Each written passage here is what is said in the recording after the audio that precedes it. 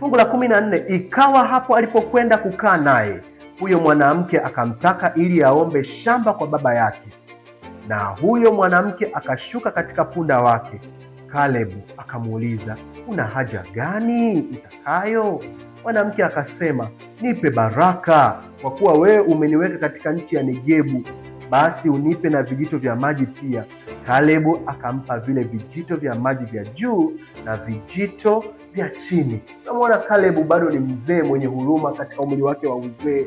Binti yake anamfuata kwa unyenyekevu, na binti anapomwona baba yake kwa mbele anashuka kwenye punda wake kwa unyenyekevu, na baba yake anapomwona tu binti yake anapokuwa anashuka, anamuuliza, una haja gani ambayo unataka binti yangu niweze kukupatia? Una haja gani ambayo unataka binti yangu niweze kukupatia? Aksa moja kwa moja anamwambia, baba, umenipa nchi nzuri na pamoja na mume wangu umetupatia milki nzuri, lakini baba, tuna shida. Kwa nini usitupe na sehemu yenye maji, sehemu yenye vijito vya maji?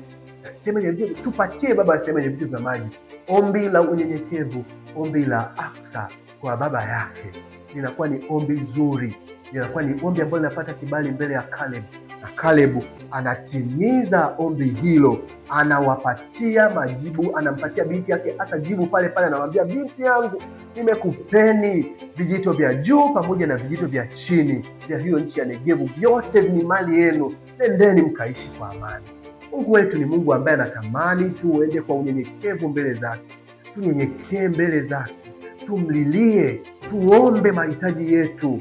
Na Bwana wakati fulani anasema kwamba ombeni nanyi mtapewa, tafuteni nanyi mtaona, bisheni nanyi mtafunguliwa, kwa maana kila aombaye hupewa.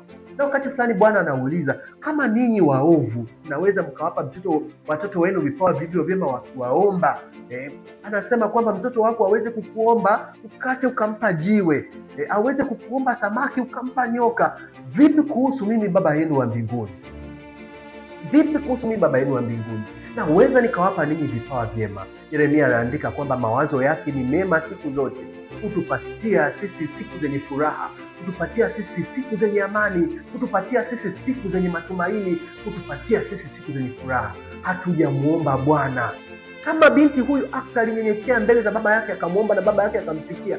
Baba yetu wa mbinguni yupo kwa ajili ya kutusikiliza, yupo kwa ajili ya kujibu maombi yetu, yupo kwa ajili ya kututendea mema, yupo kwa ajili ya kutupatia mahitaji yetu ya kila siku.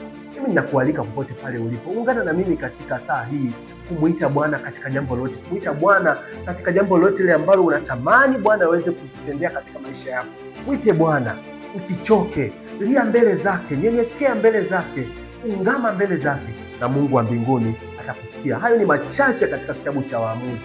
Mengine mengi, Mungu wetu ni Mungu mwenye huruma, Mungu mwenye upendo, tutazidi kuyaona katika kitabu hiki cha pekee sana, kitabu cha Waamuzi. Fungu la 16, hao wana wa Mkeni, huyo shemeji yake Musa, wakakwea juu kutoka katika huo mji wa mitende pamoja na wana wa Yuda na kuingia katika nyika ya Yuda iliyo upande wa kusini mwa Aradi, nao wakaenda na kukaa pamoja na watu hao. Kisha Yuda akaenda pamoja na nduguye Simeoni, nao wakapiga Wakaanani waliokaa katika Sefathi na kuharibu mji kabisa. Bado tunamwona Yuda na Simeoni ndugu yake walimuomba Bwana kabla ya mapambano haya, na Bwana anaendelea kuwapatia ushindi. Wanazidi kuchanja mbuga, wanazidi kufanikiwa. Anasema kwamba wakawapiga Wakaanani waliokaa katika Sefathi, wakauharibu huo mji kabisa, na jina la mji huo ulikuwa ukiitwa Homa. Lakini Yuda bado anaendelea. Pamoja na haya, Yuda aliutoa Gaza pamoja na mipaka yake, na Ashkelon na mipaka yake, na Ekroni na mipaka yake. Bwana alikuwa pamoja na Yuda, naye akawafukuza watu waliokaa katika nchi ya milimani asiweze. Sikiliza kwa makini fungu hili. Akasema kwamba naye akawafukuza watu waliokaa katika nchi ya milimani asiweze kuwafukuza hao waliokaa katika hilo bonde, kwa kuwa wao walikuwa na magari ya chuma. Nataka tusikilize kwa makini sana hapo. Bwana alianza safari hii ya mapambano akiwa pamoja na Yuda, na amempatia ushindi mkubwa sana Yuda. Miji hiyo yote tumeisoma hapo. Kiriath Arba, Mungu amempatia ushindi. Miji ya Sefathi, Mungu ameupatia Yuda ushindi. Huo mji zamani ulikuwa ukiitwa Homa. Bwana akampatia ushindi. Bwana akampatia Yuda pia ushindi, akaupiga Gaza pamoja na mipaka yake. Miji hiyo ya Ashkelon ilikuwa imejaa Wakanaani, miji ya Ekron ilikuwa imejaa Wakanaani, lakini Bwana akampatia ushindi miji yote hiyo. Lakini fungu la 18, fungu la 19 linasema kwamba asiweze kuwafukuza hao waliokaa katika hilo bonde, kwa kuwa wao walikuwa na magari ya chuma. Je, Mungu anashindwa na magari ya chuma? Ni kitu gani ambacho kinamfanya Yuda ashindwe? Je, Mungu alimwacha Yuda mahali fulani? Ni kwa nini Yuda alishindwa? Alishindwa kumalizia kuwaondoa wakazi waliokuwa katika nchi ya milima, eti kwa sababu walikuwa na magari ya chuma. Na jambo ambalo Yuda na Simeoni hawakutimiza maagano na Mungu wao. Hakuna kinachomshinda Mungu. Neno la Bwana linasema kwamba watu hawa wanazungumzia magari, watu hawa wanazungumzia farasi, lakini sisi tunajivunia jina la Yesu. Jina la Yesu halitishwi na magari ya chuma. Jina la Yesu halitishwi na magari ya farasi. Jina la Yesu halitishwi na shida zote zilizoko mbele yako. Jina la Yesu halina limitation yoyote ile ambayo inalipa jina la Yesu. Mungu hana mipaka. Mungu hazuiwi na magari ya chuma. Mungu hazuiwi na magari ya chuma. Yuda hakufuata maelekezo ambayo alikuwa amepewa na Mungu. Tuliona hapo juu alipomkamata Adoni-Bezeki, badala ya kumwangamiza akamchukua, akaondoka naye, akampeleka Yerusalemu. Anampeleka kufanya nini? Agizo lilikuwa ni moja tu, kwamba Wakanaani, aidha wafalme wao au miungu yao, ni kuiangamiza, ni kuidondosha mpaka mwisho. Wapendwa, pale ambapo hatuwezi tukafuata maagizo ya Mungu kama anavyotaka, au pale ambapo tunataka kutafuta namna yote ya kucompromise, kuingia katika ushirika pamoja na giza, Mungu wa mbinguni anatuacha. Mungu wa mbinguni hatatupatia ushindi katika mapambano mengine. Tunaweza tukashinda leo, lakini tusishinde kesho, kwa sababu inawezekana ushindi wa leo ukatupatia kiburi.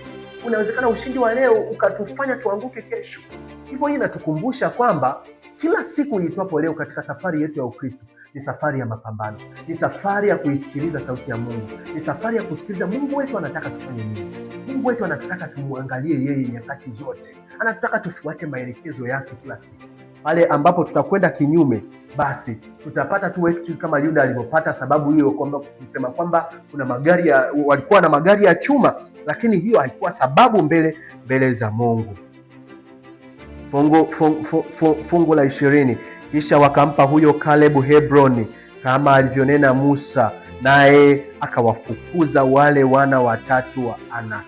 Tulisoma katika Joshua habari za Kalebu ambavyo alimwendea Joshua mzee huyu, akamwambia Joshua, nipe mlima huu.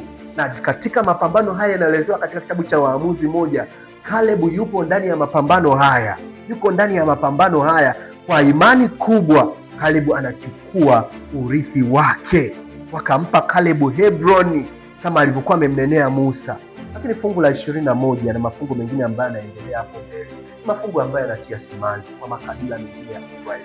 Kama ambavyo Yuda alishindwa kuchukua nchi ya milimani eti kwa sababu alikuwa na magari ya chuma. Fungu la 21, lakini wana wa Benjamini hawakuwafukuza Wayebusi waliokaa mji wa Yerusalemu, bali Wayebusi walikaa pamoja na wana wa Benjamini ndani ya Yerusalemu hata hivi leo. Mwanzoni tuliona Yuda katika mapambano yake aliupiga Yerusalemu, na katika kuupiga Yerusalemu tunaona kwamba hawa wana wa Benjamini ndio walikuwa wamepewa ile kura yao ya urithi wao, iliwaangukia katika mji ule wa Yerusalemu, na ilikuwa ni jukumu lao wa Benjamini sasa kuwafukuza wana wa Yebusi waliokaa Yerusalemu, kuwaondoa kabisa.